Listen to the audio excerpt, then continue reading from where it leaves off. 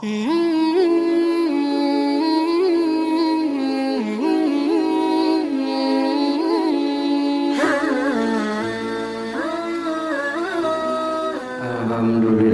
wa syukrulillah, asyhadu an la ilaha illallah wahdahu la syarikalah wa asyhadu anna Muhammadan abduhu wa rasuluhu.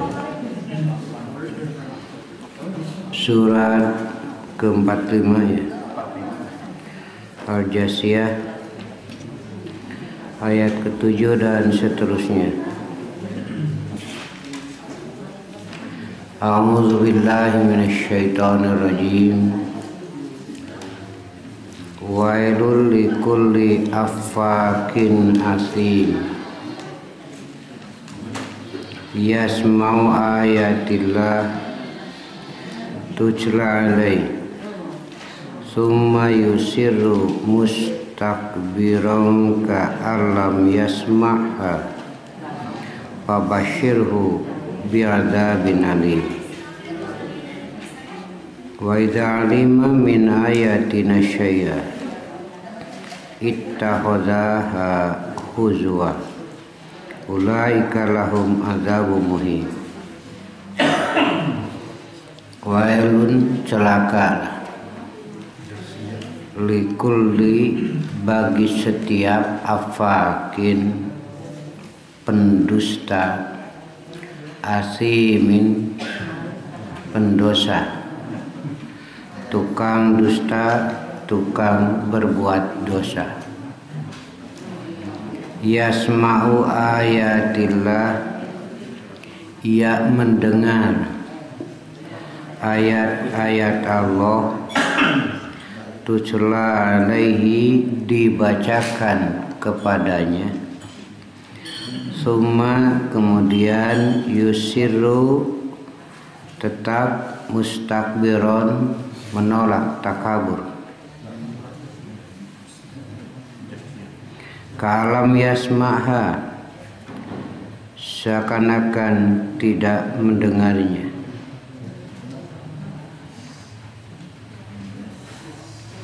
Fabashirhu bi'adzabin alim, gembirakanlah dia dengan siksa yang pedih. Wa idza alima, dan jika ia tahu, min ayatina, dari ayat-ayatku, syai'an, sesuatu, ittakhadhaha huzwa, ia ambilnya, ia jadikan huzwa, permainan. Ulaika lahum adzabun muhin, mereka itulah bagi mereka siksa yang menghinakan.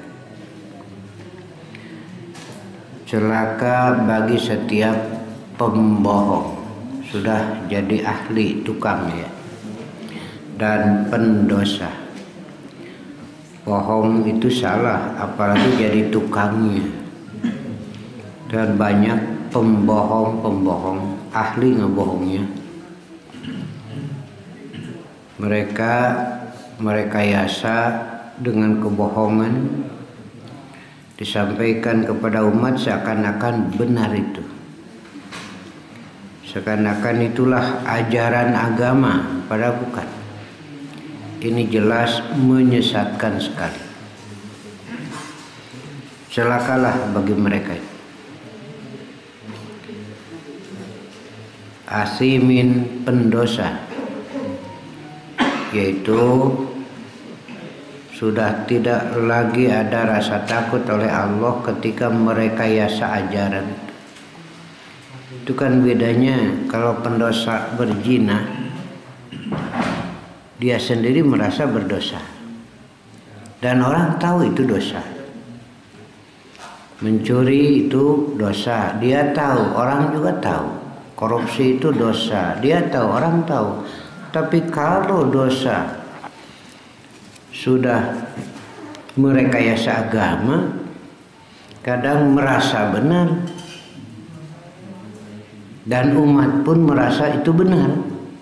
Padahal itu kesesatan yang jauh gitu. Ini bahayanya. Jadi lebih berbahaya orang berdusta dengan merekayasa agama, berdosa dengan merekayasa agama, dibanding orang dengan dosa mencuri. Dia sendiri tahu dosa, orang juga tahu salah lagi. Tapi kalau merekayasa agama, kadang-kadang dia sendiri merasa benar. Dan umat ikut dan merasa benar. Nah, inilah ya. Setiap ayat-ayat yang ada dalam Quran yang berkaitan dengan mempermainkan agama itu khitabnya ditujukan kepada Yahudi, ulama-ulama Yahudi dan Nasara. Khitabnya dan pelajarannya untuk semua sampai hari kiamat. Karena dulu jagonya merekayasa agama adalah ulama Yahudi dengan keberaniannya sampai dia berani memusuhi Jibril, padahal itu memusuhi Allah, cuma tidak berani kalau langsung.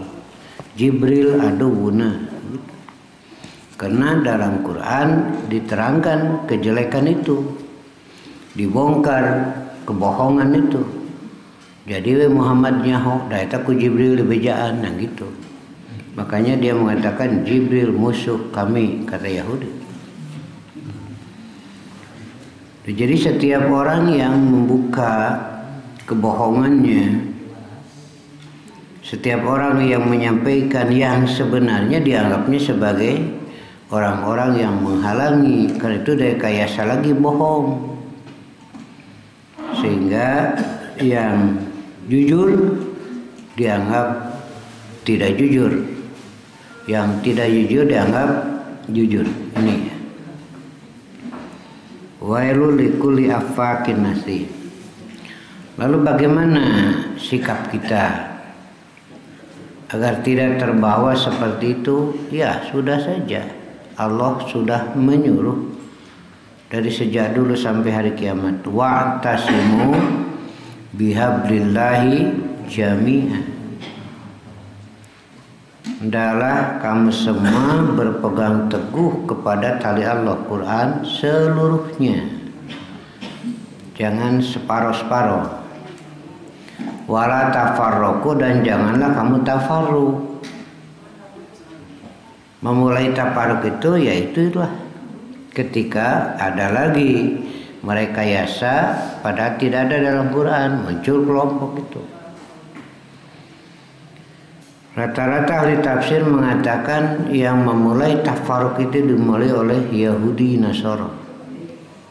Wala takunu kalladzina farraqu dinahum.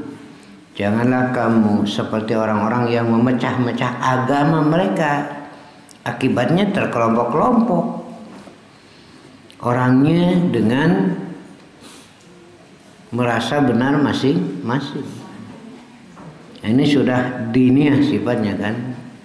Nah, di kita itu sudah begitu sekarang banyaknya. Kedua, ahlul bidah, ahli bidah buat satu tambahan rekayasa, muncul kelompok baru, begitu semuanya. Karena itulah sudah kembali semua kepada Al-Quran.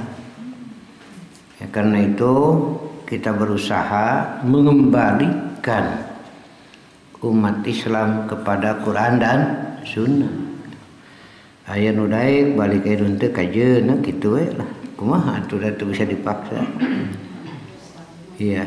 Nu paling repot kalau orang sudah ngomong kumaha aing, nah itu. Ya. Itu satu. Jadi di sini dengan ungkapan mubalaghah namanya, pembohong, ahli itu. Saya sering buat contoh, saya bikin kursi bisa, maaf saja bukan sombong ya, karena sok itu ya para buat boga nyen bangku nyen kursi dah bisa kan jumguring deh, ngan rayo dungkul gitu ya. Saya niup suling bisa, napa kenang bisa, niup tarompet bisa. Ya lumayanlah keahlian deh. Cuma satu kekurangannya, teu bisa ngalagukeunana sakitu. Tonggorok kuno saya jadi kesarangan tegenahan. Gitu ya. Jadi ini dikembalikan semuanya.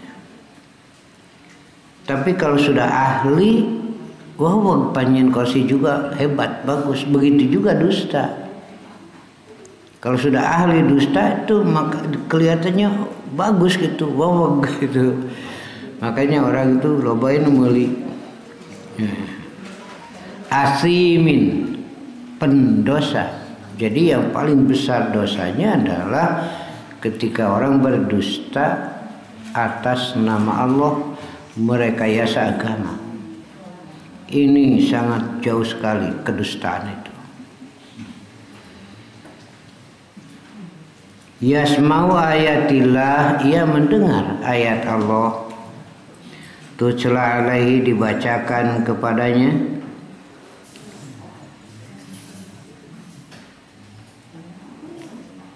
Summa yusiru mustakbiran, kemudian tetap dalam kesombongan. Kalam yasma'ha, seakan-akan tidak mendengar ayat itu. Karena itu para ulama membuat definisi istinbat dari ayat Quran dan hadis. Sombong adalah batrul haqqi, menolak kebenaran. Itu sombong mah bukan dari penampilan berpakaian, tapi menolak kebenaran. Itu kan menolak dari Allah. Itu keberanian hebat itu ya, melawan yang maha kuasa. Itu wagom tunas, dan menghina manusia pembawa kebenaran. Kalau dalam sehari-hari mah lumpang gitu berpakaian, itu mah bukan lah gitu mah. Rasul mengatakan lain layad hulul jannata man kana fi qalbihi misqala dzarratin min kibrin. Tidak akan masuk surga orang yang dalam hatinya ada kesombongan sedikit saja itu. Lalu sahabat bertanya, saya senang pakai sandal bagus, saya senang pakai baju bagus. Bagaimana? Jawab Rasul, innallaha jamilun yuhibbul jamal. Allah itu maha bagus, mencintai yang bagus-bagus. Silakan itu mah halus we. Malah bagi bapak-bapak Jumatan itu adalah pakai baju yang bagus. Dulu di zaman Rasulullah kan sulit kain itu, makanya orang miskin ngatung. Ya kan belum ada pabrik kain. Ada yang pakai kain selembar ditalikan gitu. Sholat berjamaah, makanya Rasul mengatakan perempuan tong wara cangkat tina sujud. Gitu ke heula lalaki heula. Kelamun awet heula riweuh. Loba tetempoan. Makanya Rasul menganjurkan, cobalah kau usahakan punya 2 lembar. Nah begitu. Jadi rata-rata ngatung, tak itu ngatung deh. Lalu pakai pakaian kalau ada lebih dari mata kaki, terserah itu mah urusan duniawi. Yang tidak boleh itu sombongnya. Dan jangan berpikiran kumuh. Malah ya ada yang bagus pakai. Lihat di surat Al-A'raf itu. Pakailah pakaianmu wahai Bani Adam. Karena kehormatan Bani Adam itu karena pakai pakaian. Menjaga kuda leungit kehormatanana. Ongko di baju kuda mah anu rasa giding teh lain kuda anu bogana. Iya. Nah itulah Bani Adam, khudzu jinatakum inda kulli masjid. Makanya saya sering mendorong, kalau ada silakan pakai yang bagus. Ibu-ibu mau kena teh hiji we geus genep tahun. Tradisi seueuh. Cik atuh. Tampil cantik di hadapan Allah, tampil cantik di hadapan suami, begitu. Itu catatan aku, tampil cantik di hadapan Allah, tampil cantik di hadapan suami. Itu hari reka unang ada keluar dangdan serta kerkebek tinggalian batur hari salaki ke bagian buke sama. Ya, jadi takabur itu menolak kebenaran, itu yang pokok. Batrul haq, menolak kebenaran dari Allah, itu kan keberanian luar biasa. Kalam yasma'ha, seakan tidak mendengar. Jadi mendengar tapi seakan tidak mendengar. Beda tanggung jawabnya. Ya. Kalau sudah mendengar ayat-ayat Allah, Allah akan tanya apa alasan tidak menerima. Itu ya. Fabasyiru bi'adzabin alim, maka berilah kabar gembira dengan azab yang pedih ya. Karena itu kita diberi pendengaran, yang kita dengar coba dipilah, dan tidak ada yang paling pantas didengar kecuali firman Allah, karena isinya petunjuk untuk keselamatan. Jadi kalau diringkaskan dari ayat-ayat ini, Allah berikan pendengaran untuk mendengar sesuatu yang menyelamatkan dirinya. Itu intinya. Bukan untuk mendengar sesuatu yang merugikan dirinya. Kan banyak tuh omongan-omongan sekarang di mana-mana banyak ya, apalagi sekarang melalui media sosial. Silahkan, tapi pilih. Karena sulit untuk kita tutup, kita dengar. Nah, yang kita dengar itu lalu kita olah di sini. Lalu bagaimana sikap kita? Isu kene pantai orang geus ngadenge ning haneuteun di imah. Menipa balatak nu kotor di mana wae teu boga pikiran. Moal isuk-isuk teh. Seuri we urang mah. Alhamdulillah isu kene geus haneuteun geus kitu. Itu kan bukan pegangan, itu mah biasa aja lah. Dari orang tinggi lu ngambek, aduh sarwana. Cek bapak teh bari melotot gandeng ngomong wae, jadi lebih tarik bapana dan ngomong, jadi lebih gandeng gitu. Jika nyarek murid di kelas itu dagor we borotepan tarik, itu jadi lebih gandeng. Ya, itulah. Jadi ini pendengaran modal untuk mendapat petunjuk. Pendengaran itu modal untuk keselamatan. Nah begitu, suara-suara yang didengar ini mah firman Allah, ini mah sabda Nabi, ini mah dari sahabat dan seterusnya. Mana yang jadi pegangan? Jadi saya sering menyampaikan, nanti diminta tanggung jawab karena tidak setiap suara yang kita dengar harus jadi pegangan hidup. Kajian tisahawa ke heula, nah gitu. Kemudian saya sering juga menyampaikan contoh ayam manuk beo disada assalamualaikum, disada atau mengucapkan. Nah itu cik atuh nu disada mah yo dijawab we atuh naik tingkat atau beo teh naik derajat beo teh. Apalagi bel dipencet disada assalamualaikum, jadi jawab itu. Nanti dulu walaupun suara yang terdengar sama, tapi siapa? Tidak boleh kita jawab waalaikumsalam mun beo no disadana assalamualaikum. Jangankan beo orang kafir saja mengucapkan salam, kita tidak boleh menjawab waalaikumsalam, walaik saja. Apalagi nih komodai bel. Nah gitu. Itulah kita pisahkan ini suara ini walaupun sama. Siapa yang ngomong? Nah begitu ya. Kelihatan sekarang sudah terjadi pergeseran dari mubalik menjadi artis. Begitu ini yang saya khawatirkan ini. Jadi dari mubalik menjadi artis. Jadi bukan isi dari Quran hadisnya yang didengar itu, yang diperhatikan. Riwang lah gitu ya. Tapi ini sekedar untuk catatan saja. Karena terdengar oleh kita. Malah dari media sosial kan tinggal buka saja sekarang mudah. Nah disinilah kita harus mencoba menyaringnya, mana yang layak dijadikan pegangan. Ulah jual ambek, itu kan tindakan itu dalam Quran dinyatakan nanti kamu banyak menyesal kalau tidak mengolah dulu. Ngomong kata tangga, tuh meni melang, pun lanjut can balik ini seburit. Cek tangga teh lalaki ayeuna teh sakitu ngomong nanti. Apa maksud baik atau tidak nggak tahu.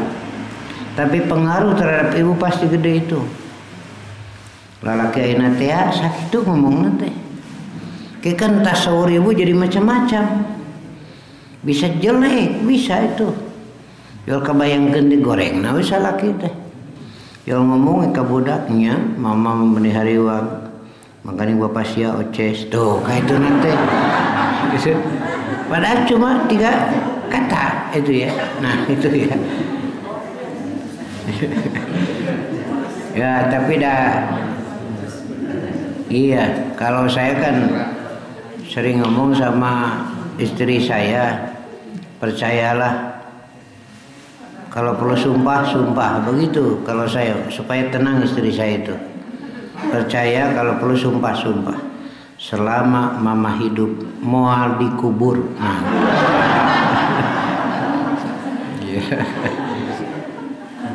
Begitu. Jadi suara itu besar sekali pengaruh. Seorang suami bisa saja jadi marah ngamuk kepada yang lain karena pengaruh suara yang didengar oleh anak dan istri. Seringkali malah menjadi beban karena hati, karena yang didengar. Sekarang juga begitu kan. Yang didengar macam-macam, akhirnya jadi repot.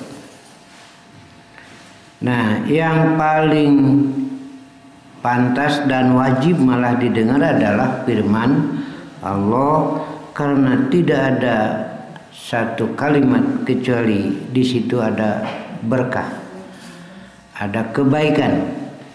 Sampai Allah menyatakan siapa yang membaca Quran satu lafaz di situ ada pahala.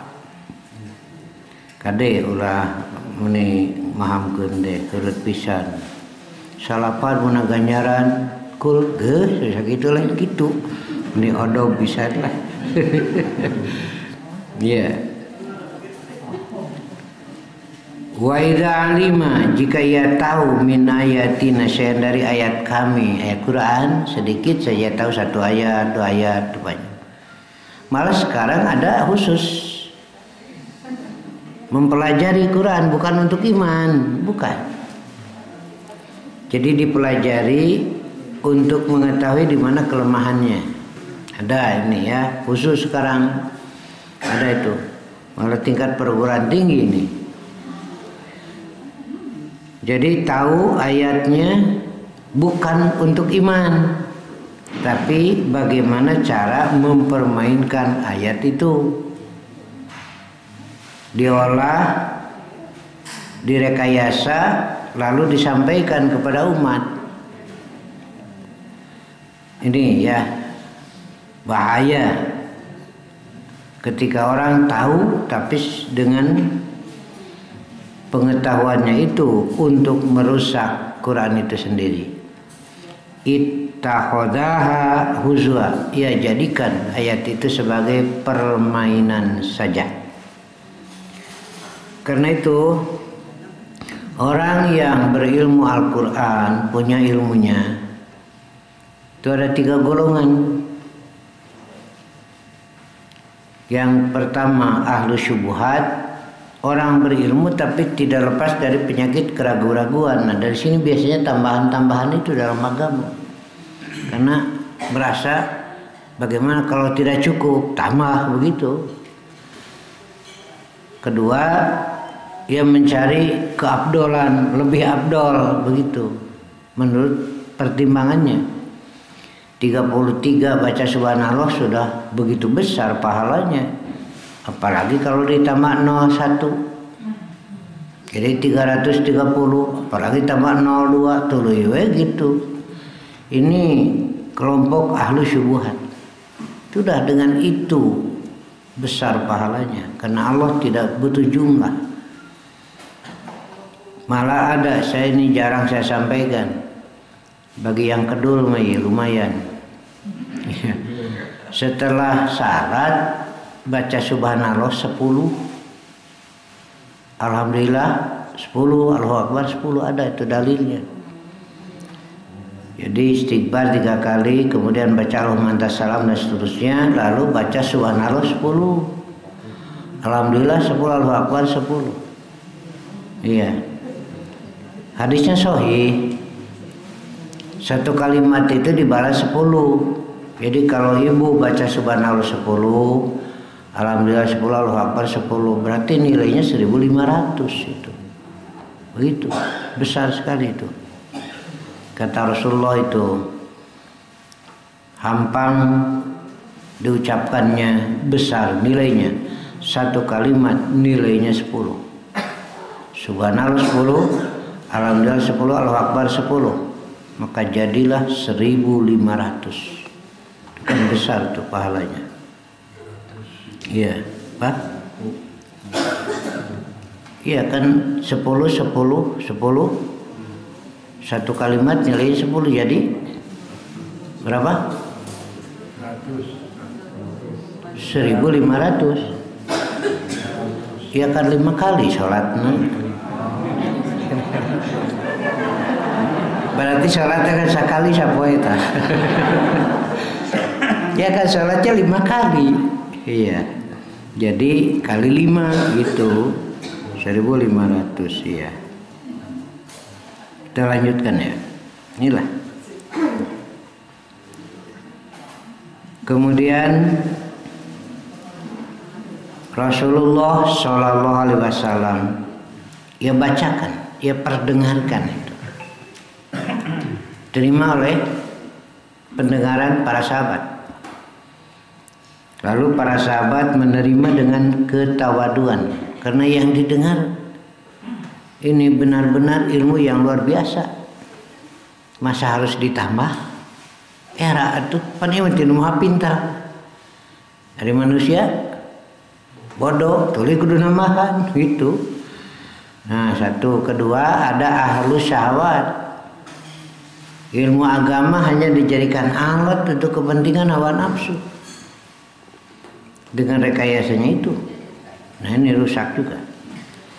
Yang ketiga adalah ahlul ilmi wa ahlu. Ahli ilmu betul-betul melaksanakan keilmuan sebagaimana mestinya. Nah, jadi dari 3 berarti 1/2. Lebih banyak ini yang tidak beresnya nih. Jadi kalau tahu satu ayat saja dibuat permainan. Nah, malahan yang membuat kamus hadis itu ya, kata ini ada dalam hadis ini, riwayat ini nomor sekian, itu hebat. Itu orang kafir. Ya, kemudian juga yang membuat itu kamus Munjid itu orang Nasrani. Di kamus Munjid di sana disebutkan itu haleluya, itu bahasa Ibrani, bahasa Arabnya la qala rajulun la ilaha illallah. Haleluya teh. Kalau nggak percaya lihat di kamus Munjid itu. Qala rajul, seorang mengucapkan la ilaha illallah, itu haleluya bahasa Ibraninya. Haleluya tapi anggapannya punya Tuhan, anak Allah punya anak. Engkau haleluya. Nah, di umat Islam mengucapkan la ilaha ke kanan, ke kiri, ke atas, ke bawah, itu salib kan. Nah, begitu ya. Ya, kita sampaikan supaya ini masyarakat yang tidak tahulah kasihan. Ya. Kemudian juga ada acara-acara dianggapnya itu sebagai ibadah, amal soleh, yaitu khusus itu dalam acaranya itu mengungkap keutamaan A, keutamaan B, keutamaan sahabat, gitu ya, manakib namanya.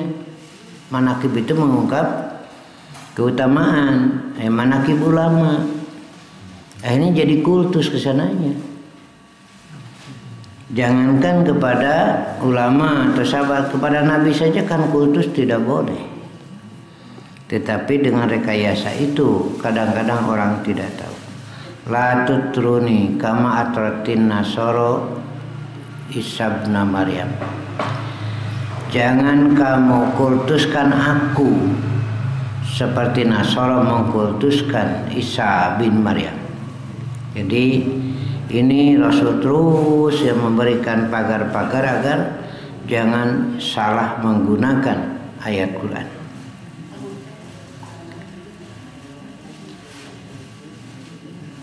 Miwaroihim jahannam wala yugni anhum ma kasabu syai'a wala mattahudu min dunillahi awliya walahum adzabun alim. Ini bagi mereka kecelakaan sudah tidak ada yang bisa menolong, begitulah. Yang dianggap Tuhan tidak bisa, harta tidak bisa, jabatan gitu aja. Kesombongannya nanti akan terasa ketika sakaratul maut. Keluarga yang hadir nggak bisa apa-apa waktu sakaratul maut, berjuang sendiri. Keeng nya ima nu ngariung we teu bisa nanaon. Jadi paling oke istrinya cuma nangis, suaminya mau meninggal teh ke sakaratul maut karena nggak bisa menghalangi. Anaknya sarua. Begitu, harta sama, jabatan sama, berjuang sendiri. Nah, di situ baru terasa bahwa jauhnya dari Allah itulah akibatnya.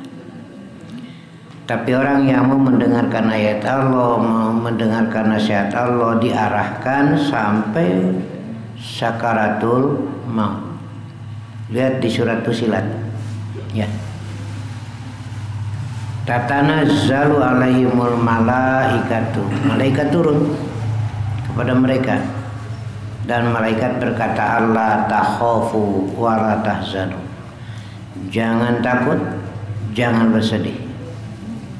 Wa absyiru bil jannah. Gembiralah tuh surga untukmu. Nah itu, jadi ini mah digembirakan oleh surga, kalau yang tadi digembirakan oleh neraka. Nah di situ sitroh goibiyah sudah dibuka. Jadi tirai penutup kegaiban itu sudah dibuka. Fir'aun menyatakan aku beriman kepada Tuhan Musa sudah saat seperti ini. Sudah dibuka tirai kegaibannya, nggak berlaku iman itu. Jadi iman sudah tidak berlaku. Bapak Ibu percaya saya punya kopiah ini, cek sarana percaya lain itu kan ketingali itu. Tapi kalau saya ngomong ibu percaya tidak, saya punya kopiah merah di rumah. Nah terserah kejujuran saya, terserah kepercayaan Bapak Ibu, percaya atau tidaknya. Makanya Rasul mengatakan, aku pernah bohong tidak? Cek sarana teu pernah, tak kuring teh Rasul. Panggilan Abu Lahab nu bodoh, ongkong aku Muhammad jujur. Hari waktu ngomong dianggap salah. Itu nu teu jujur teh saha teh? Nu lieur teh gitu. Jadi cek maranehna Muhammad teh majnun, jadi saha sabenerna nu majnun teh atuh. Ya, begitu ya. Nah, jadi ada yang digembirakan dengan azab, ada yang dengan surga. Nah, yang digembirakan dengan surga dicabut ruhnya mulus karena ingin segera ke sana. Ya. Seperti rambut yang dicabut dari tepung. Nah, gitu nggak golosor teman. Tapi orang yang berdosa seperti ini yang digembirakan dengan adab bertahan sekuat tenaga, tapi sahanu mantuan. Adi dudut seperti kain ditarik dari pagar berduri. Nah, itu sudah waktunya begitu. Nah, inilah peringatan dari Allah Subhanahu wa taala. Kedua, kapan kita mati kumaha Allah? Bukan kumaha urang lain. Kita awak urang kumaha urang lain, itu bodoh sekali. Mun nya kumaha kuring da moal kolot mali teh. Anger ngora ari kumaha kuring mah tuh. Buktina Ya gitu. Da kahayang mah ibu teh pan angre geulis kahayang. Tapi enak ge geulis. Ditinggali di kejauhan. Kalau ini kumaha kuringnya moal kolot atuh. Lamun kumaha kuring moal gering. Mun kumaha kuring moal maot. Bukan itu. Allah itu yang menentukan, sunatullah nggak bisa dibantah. Ya, begitu. Sunatullah itu hadis sudah menerangkan bahwa manusia akan rokok semua, begitu, dan mati semua. Idza jajaluhum la yastakhiruna sa'atan wa la yastaqdimun. Jika datang ajal tidak bisa dipundur dan dipajukan. Janganlah sampai ketika ajal datang dalam keadaan durhaka kepada Allah. Begitu. Nanti pada hari kiamat akan dibangkitkan pada gambaran ketika ia mati.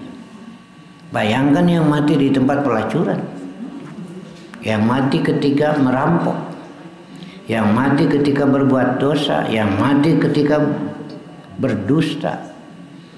Yub'atsu ala ma mata alaihi.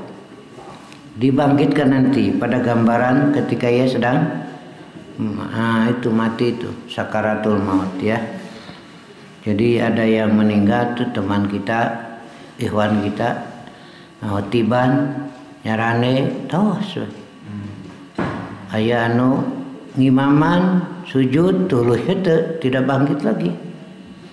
Ada yang baca Quran terus meninggal. Iya, kan itu Allah yang menentukan.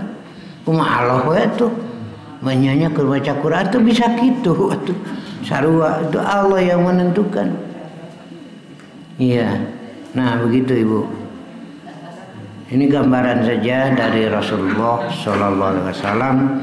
Jadi ada yang digembirakan dalam bahasa ini ya, maksudnya diancam dengan azab yang pedih, ada yang digembirakan dengan surga.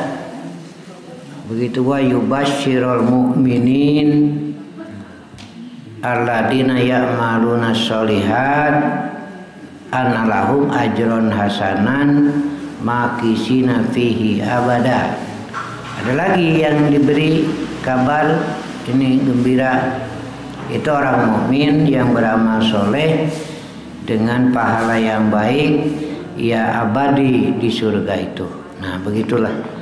Sampai di sini saja dulu ya. Mudah-mudahan kita tetap dalam lindungan Allah dalam kondisi apapun, dalam situasi apapun. Semoga kita semua dalam lindungan Allah, rahmat Allah, maghfirah Allah subhanahu wa ta'ala. Ya, sekian ya.